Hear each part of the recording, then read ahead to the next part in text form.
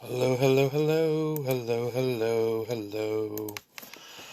So I wanted to just stop on really late night session. Wanted to stop on and read read a couple of poems, a couple like maybe two or three poems. I wanted to stop on and read two or three poems that I've written. Um, that I wanted to read. Uh, mm,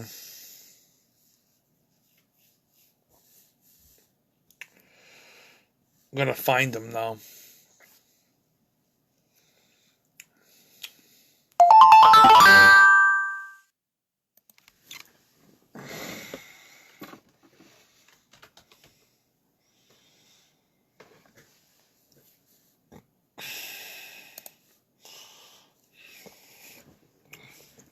All right, so I'm gonna start off with this first poem. If I get disconnected, I might have to try again. I wanted to go to YouTube live for the first time, and it's not gonna let me go live on YouTube for like the next 24 hours. So, I'm gonna just basically just try to do what I gotta do by reading my poems through Facebook Live. Um, but yeah, this is called "The Battle of the Depressed Poet" by Karl Nicholas Urso. This is the story of a young poet battling depression. He longed for someone who no one felt the same. The depression of the modern poet, the ballad of unrequited love. When he pushed, pulled, even shoved away. This is the ballad of the depressed poet. He's tired of the unrequited love. He didn't even know how to show his emotions. His love got rejected.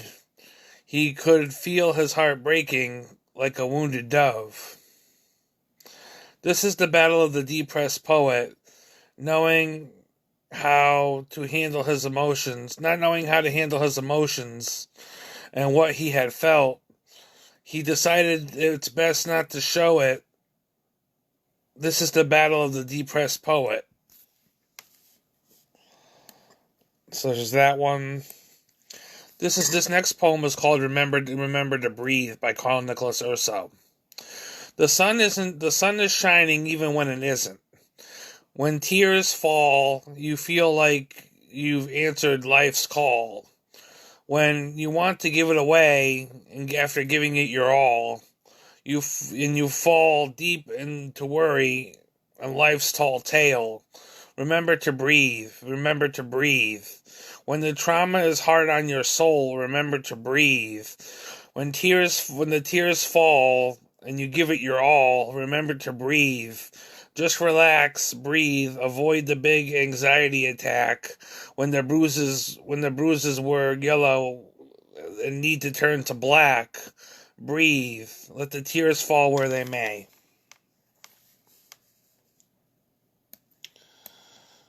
And I'm gonna read this one poem. I was gonna read another poem, but I'm not gonna do it right now. I might have to not read it. I had another poem which I had worked on too, but I'm gonna leave that one just for another time.